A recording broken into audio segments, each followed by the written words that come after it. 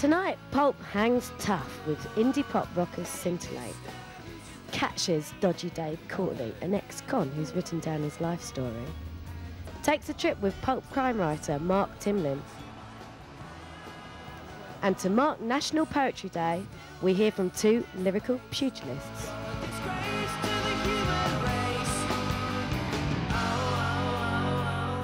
First up, my brother and his band, Square Up to Quinn by Seamus Smith. The book's generally written in the eyes of Quinn, first person thing. He's involved in organised crime in Ireland. He's the man that does all the planning but doesn't actually do much of the work. So like the mastermind? Yeah, the brains behind it. He never gets involved strictly. With the deed? Yeah, it's only the plan. That way he never has to feel any guilt, I suppose. You know, when you're reading a book and it's there, it's what you're into at the moment. It was a very dark couple of days when I was going through that. Many other gangsters written a biography about their lives and now they're selling it. What do you think about that, generally? I can understand why it sells.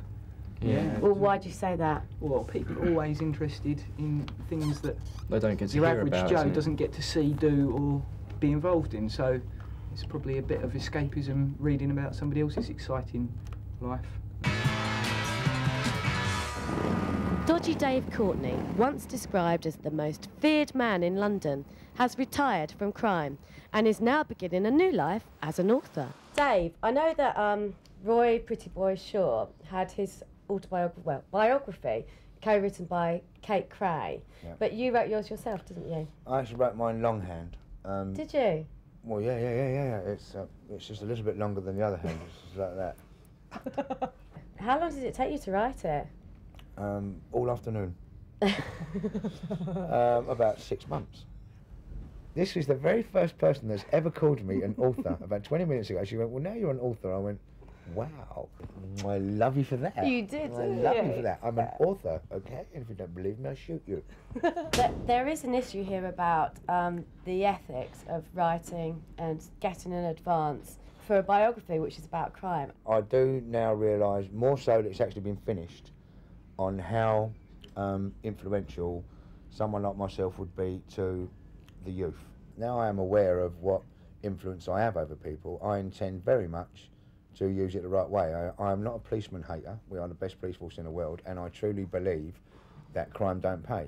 My own children have seen me, visit me in prison, visit me in hospital with bullet holes in me, seen me dragged out of bed at 6 in the morning, battered around the head with sticks by a policeman, seen the house wrecked, you know, actually been dragged out of bed themselves with guns pointed at them. So they do not need to be convinced that this is not the way to go. The book is actually called Stop the Ride. Stop the Ride, I want to get off, which suggests to me that you're going legit now. The media has replaced all the excitement that I got from walking on the edge, and it's quite easily for me now to sort of just swap jobs and keep the same lifestyle. You know, I still get pretty ladies, big cars, nice clothes, you know, and I can be as flamboyant as I want now, as I'm no longer active. I mean, you've become such an icon now that you are actually being immortalised by Nick over here, who on the other end is actually an eyesore. I'm doing this exhibition called Cons to Icons, which sort of explores how these people have become sort of in mainstream media figures. You know, they've got books out, they've got films out. These are the new rock and roll heroes. There aren't any real true heroes left, and in some perverse way in steps the anti-hero. And you've got all these characters, and Dave's one of them. Look at him, he's in all the papers, he's there at launch parties, he's being wined and dined, everyone wants to interview him. What then? Well, it's disgusting, Yeah, but that's down to him. Yeah. You know, the fact that he did the crime is just a bad thing, not that he's writing a book about it. If the guy is trying to write a book that has some kind of rehabilitatory type of feel to it, the publisher go, no, they don't want to know about that. They want to know how you shot him and how you done this, and come on, let's spice it up a little bit. At the end of the day, the people that are really kind of milking this and building it and blowing it out of proportions, it's the media, it's the publicity, it's the whole entertainment industry. They want sensationalism. They know what sells. Finally, do you read very much? Only normally in prison. Right. You become a prolific reader in prison. That is most probably where most men learn the joy of reading, because most men haven't got the time to actually, or don't think they would enjoy it. Right. But when you're actually banged up in a wardrobe for about 12 years, you know, a book is a saviour to you. Quinn by Seamus Smith is published by Flame. Stop the Ride, I Want to Get Off by Dave Courtney is published by Virgin. And Take a Butcher's at Cons to Icons at the beginning of November at the TARDIS. Is that a fake gangster I see before me? If so, make haste your departure, my wayward son. For I put life in its sentence so I could murder one. I bring death to you, like Queen Margaret's curse upon a tardy, wretched, repid soul curb. Your futile attempts to overthrow me uneasy lies the head that tries to touch my kingly crown, for I shall yield to none of woman born. I'm untimely rip right now. Face my scorn, face my jaw, descendant of Macduff must withdraw for hell. Have no fury than the pugilistical metaphor on Channel 4 with Sid Moore. More.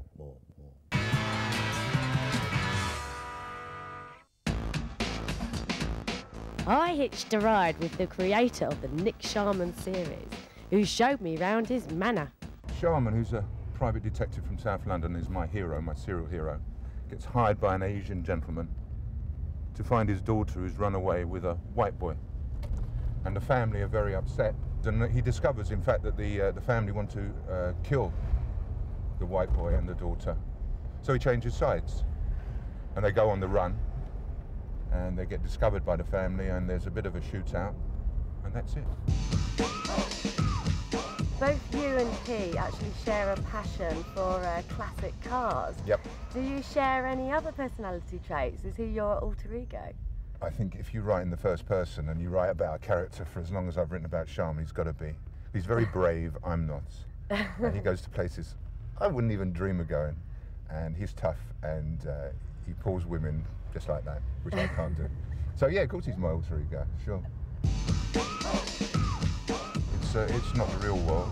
Sharman wouldn't last 20 minutes in the real world. Private detectives in reality, you know, they go around, they do divorce work, and they deliver subpoenas, and they deliver, you know, if you haven't paid for the telly. It's not real, it's fiction. You're very prolific. How long does it take you to write a book? Well, you see, I have actually written 30 novels in 15 years. Wow.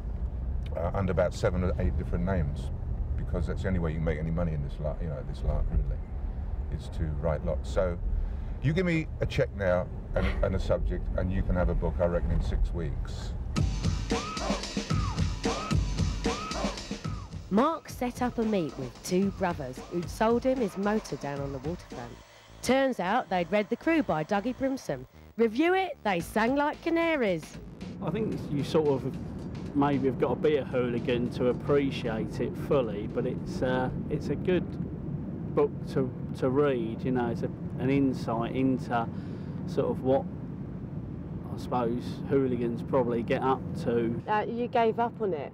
Yeah, I read the first chapter, and it kind of appeared similar to a book that I read a long time ago called Skinhead by Richard Allen. Yeah, it's sort of more like sort of the secret diaries of Adrian Slasher Mole, boot size 13 and a half, do you know what I mean? Mark's new book, Quick Before They Catch Us, is published by No Exit Press. Crew by Dougie Brimson is published by Headline. As today's National Poetry Day, I thought I'd read you a quick poem from my favourite poet, John Hegley. Mental health poem. When he went out of his mind, we helped him find the key to get back in. It was behind the dustbin, the one that had it in for him. Beyond our kennel is like a sprig of fennel in the salad of my personal library. Hegley's use of vernacular is simply spectacular. To give one to a cop is bribery. And yet his verse is touching, so painfully bollock clutching. So I'm endorsing him now on TV.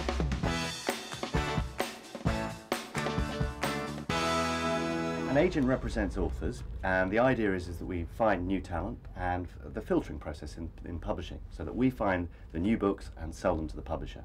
You've got to go with your passions and your instincts, and if a book is really, really good, then you just go for it and you work with the author and you edit the book with him or her, and then about, hopefully, sometimes 6, 7 months later, you then send it to the publishers and you pitch it to them. You're responsible for The Long Firm by Jake Arnott, which has been a bestseller. How did you spot Jake? I mean, I get quite a lot of unsolicited manuscripts, and that was just another one. And I haven't taken it home one weekend because I thought, oh, this is about gay gangster in the 1960s. Sounds like quite a good fun. And I just couldn't put it down. The thing is, it's a very good time to be published at the moment for a first novelist, because the hunger is out there from publishers. The largest I got for a first novel was £350,000. Life is a trip, he said. And suddenly, I empathized, as years of dormant life fire crystallized into one moment of pure, raw desire. It came to me, oh, sweet lucidity, a clarity so sharp, the dreams of 1,000 ancestors who sang at my birth became manifest within my heart. And it was then, and only then, that the world truly became my oyster.